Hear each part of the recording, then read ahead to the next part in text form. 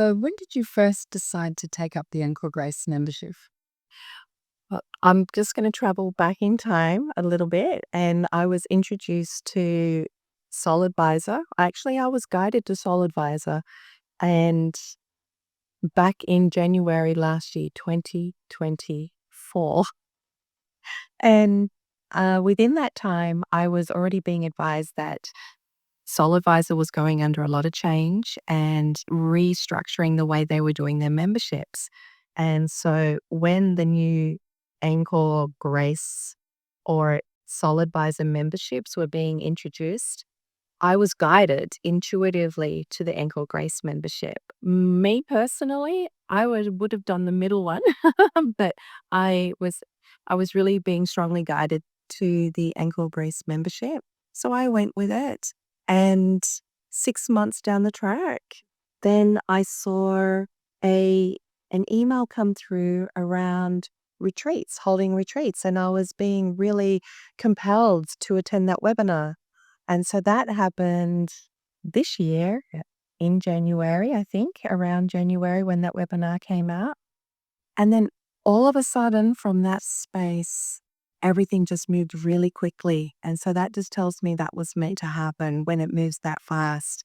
And even though what I envisaged on creating a retreat, I'd never done one. So I had so much help and support from Soul Advisor team members like Mignon and yourself, Kate, and which was really, really helpful. I got to meet the beautiful team, also select members within Angkor Grace themselves.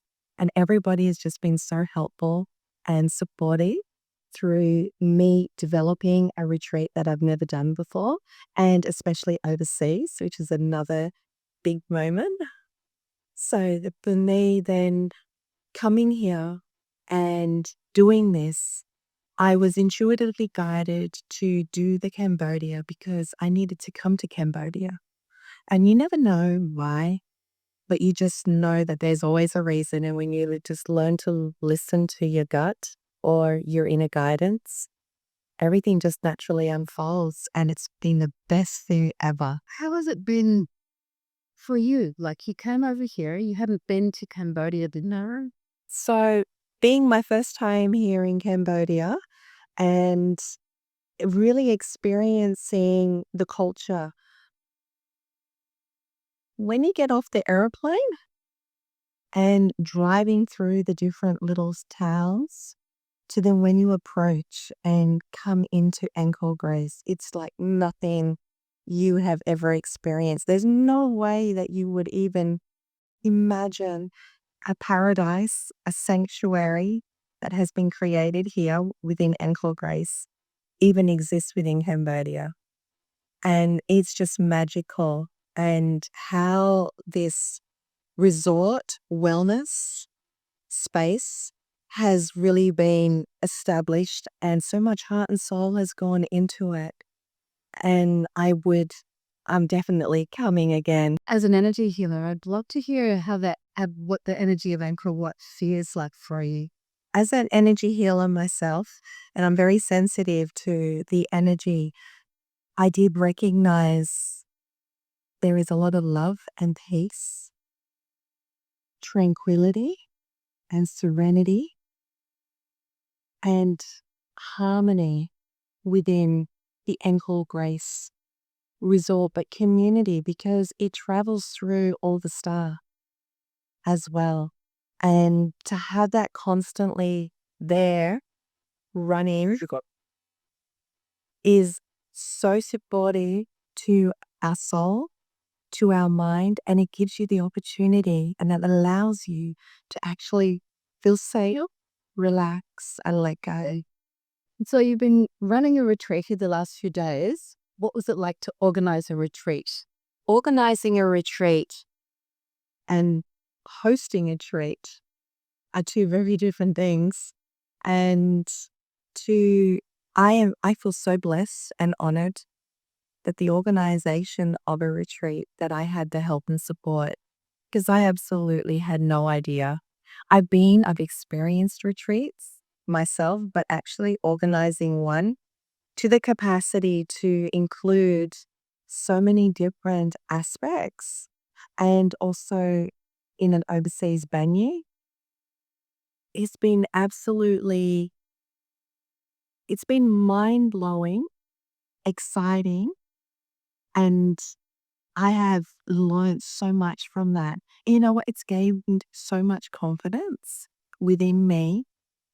And, it was never actually that hard. I'm a natural planner and organizer, so I felt that that really flowed nicely for me. Then moving into actually then hosting the retreat while we're here and watching everything unfold that I had spent months with the help and guidance of planning had unfolded with so much ease and grace. And there was so much support. Like the team here at Angkor Grace knew exactly what I needed. Everything was already pre planned well in advance.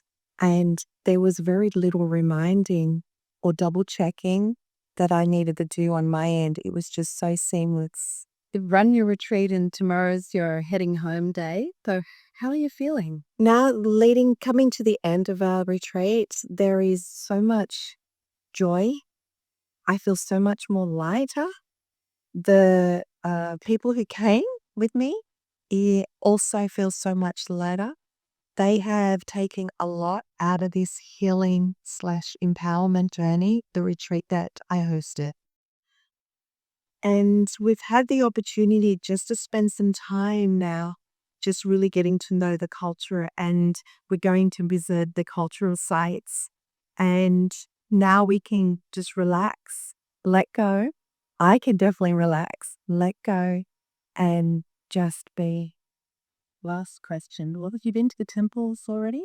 In our first 3 days of arriving within the retreat, I had planned 2 days worth of tours, and they were so powerful, magical, and create so much activation in somebody. Whether you're aware of it or you're not, you don't have to be sensitive to receive the healing. You don't have to be conscious.